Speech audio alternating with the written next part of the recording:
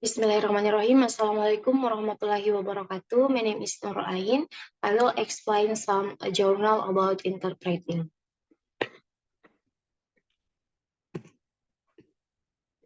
Oke. Di sini saya sudah merangkum 7 jurnal yang membahas tentang interpreting atau yang berkaitan tentang interpreting. Yang pertama ada jurnal pertama di mana how do professional interpreters approach consecutive interpreting. Jadi bagaimana juru bahasa profesional melakukan pendekatan penjuruan pembahasaan berurutan.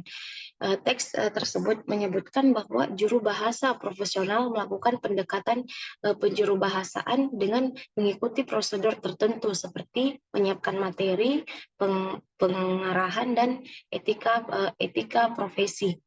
Mereka juga menggunakan teknik mencatat selama proses interpretasi untuk membantu mereka mengingat pesan secara akurat.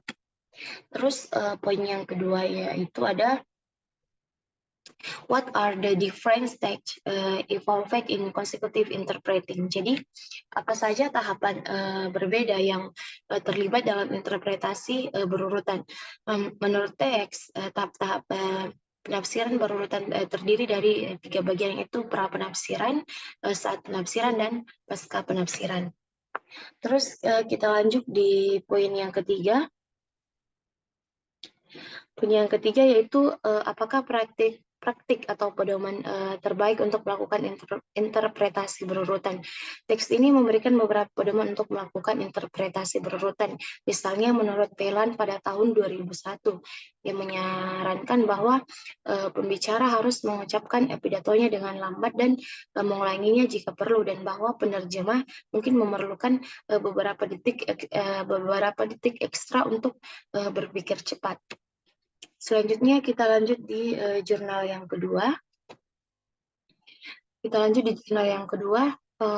poin pertamanya yaitu what were some of the internal and external factors that cause problems during online interpreting session.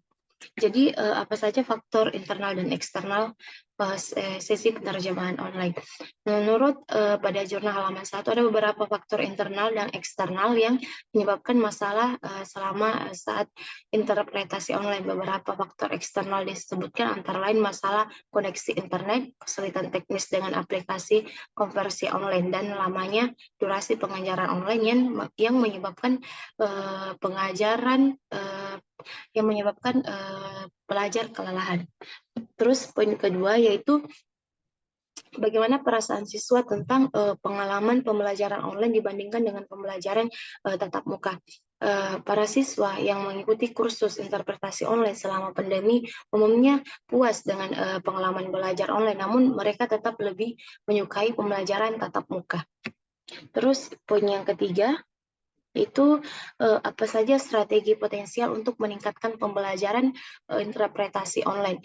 Jadi pada jurnal halaman 1 menunjukkan bahwa peneliti lebih lanjut diperlukan untuk menemukan strategi yang efektif untuk menerapkan pembelajaran online interpreting. Penulis berharap kedepannya ada standarisasi untuk pembelajaran online interpreter. Selanjutnya kita lanjut di jurnal yang ketiga. Jurnal yang ketiga pada poin pertama yaitu metode apa yang digunakan untuk menilai kualitas interpretasi berurutan siswa dalam penelitian jurnal tersebut. Penelitian pada jurnal tersebut menggunakan metode studi kasus kualitatif untuk menilai kualitas penafsiran konsekutif siswa dalam hal akurasi, kelancaran, dan akseptabilitas. Terus pada poin kedua yaitu apakah ada tantangan khusus yang dihadapi siswa selama proses interpretasi? Tentunya studi ini menemukan bahwa siswa menghadapi beberapa masalah ketika menginterpretasikan pesan yang mempengaruhi kualitas menginterpretasikan pesan dari BSU ke dalam BSA. Terus poin ketiga atau poin yang terakhir di dalam jurnal ketiga ini yaitu bagaimana temuan penelitian ini dapat diterapkan untuk meningkatkan program pelatihan interpretasi di bidang akademis lainnya. Temuan penelitian ini dapat diterapkan untuk meningkatkan program penelitian interpretasi di bidang akademik lainnya dengan menekankan pentingnya berlatih kata-kata bahasa Inggris yang sulit diucapkan dan belajar lebih banyak untuk mengurangi jeda. Selanjutnya kita lanjut di jurnal yang keempat, yaitu what are some common challenges faced by students when interpreting. Jadi apa saja tantangan untuk yang dihadapi oleh siswa ketika menerjemahkan. Menurut dalam jurnal tersebut, siswa menghadapi beberapa tantangan ketika menafsirkan, termasuk hambatan linguistik seperti menemukan kosakata yang tepat dan memiliki dialek lokal, keakraban topik dan budaya, dan kosakata asing. Terus pada poin kedua yaitu how did the research aligns their data daily study. Jadi bagaimana para peneliti mengumpulkan data mereka untuk penelitian ini. Para peneliti mengumpulkan datanya melalui wawancara mendalam dengan 3 mahasiswa yang memiliki pengalaman dalam kegiatan menginterpretasi atau menerjemahkan. Wawancara tersebut dilakukan dalam bahasa Indonesia untuk menghindari kesalahpahaman dan direkam dengan audio dan ditranskrip. Terus poin yang terakhir pada jurnal yang keempat itu ada apakah beberapa contoh strategi yang digunakan siswa untuk mengatasi kesulitan dalam kegiatan menafsirkan.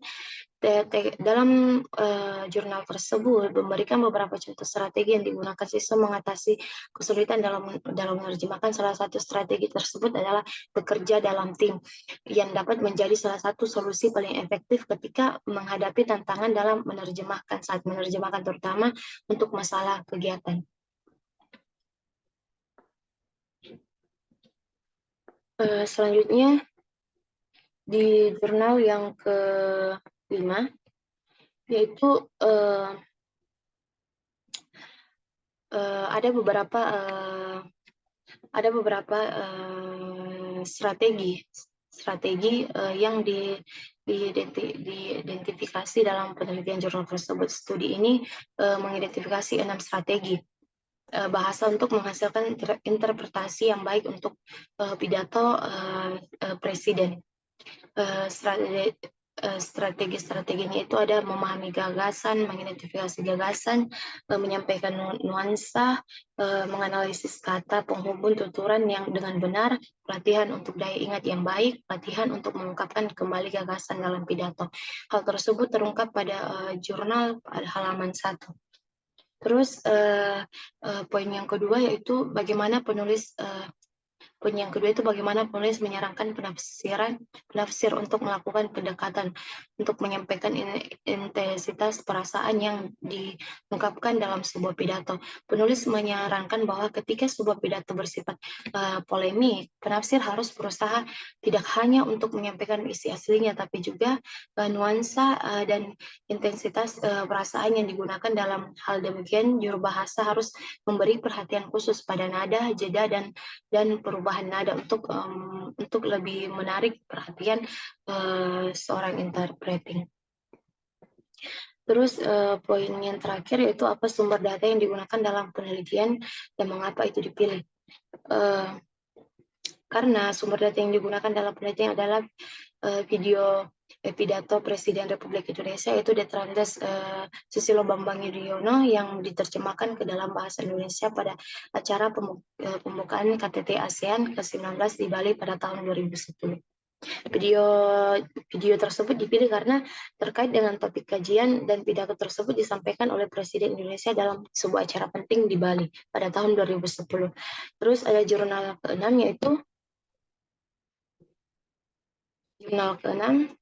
yaitu apa tujuan korpus High CAC dan jenis data apa yang dikandungnya. Ya, jadi tujuan korpus High CAC adalah untuk menyediakan sumber daya bagi para peneliti mempelajari manajemen beban kognitif, strategis, dan pengaruhnya terhadap hasil interpretasi. Terus Yang poin kedua, bagaimana peneliti dapat menggunakan korpus untuk mempelajari manajemen beban kognitif dan interpretasi simultan. Para peneliti dapat menggunakan korpus high CAC untuk mempelajari manajemen beban kognitif dalam interpretasi simultan dengan menganalisis transfer semantik sebagai fungsi pemicu masalah dalam teks sumber yang mewakili potensi puncak beban kognitif.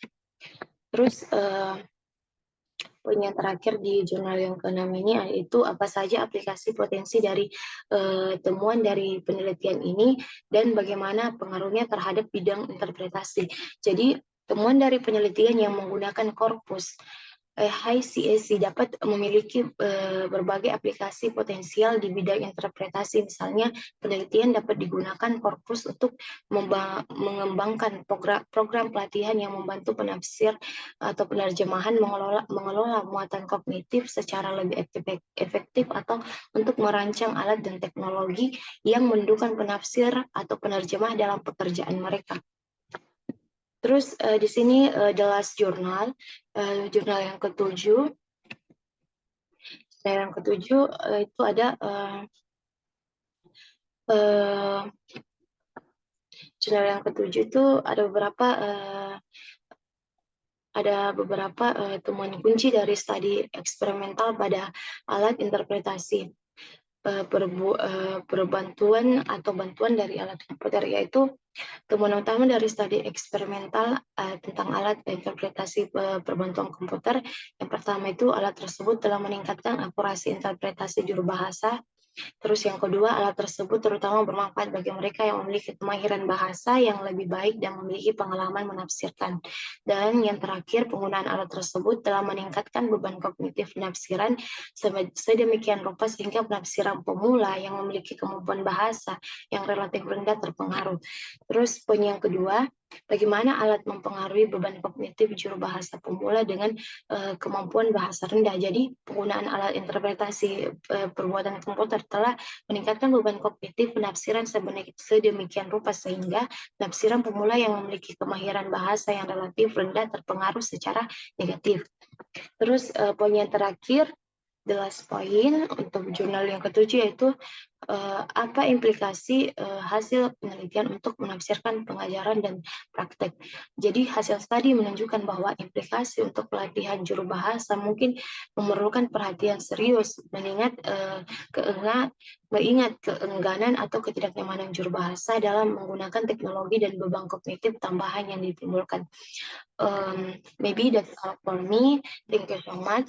Wassalamualaikum warahmatullahi wabarakatuh.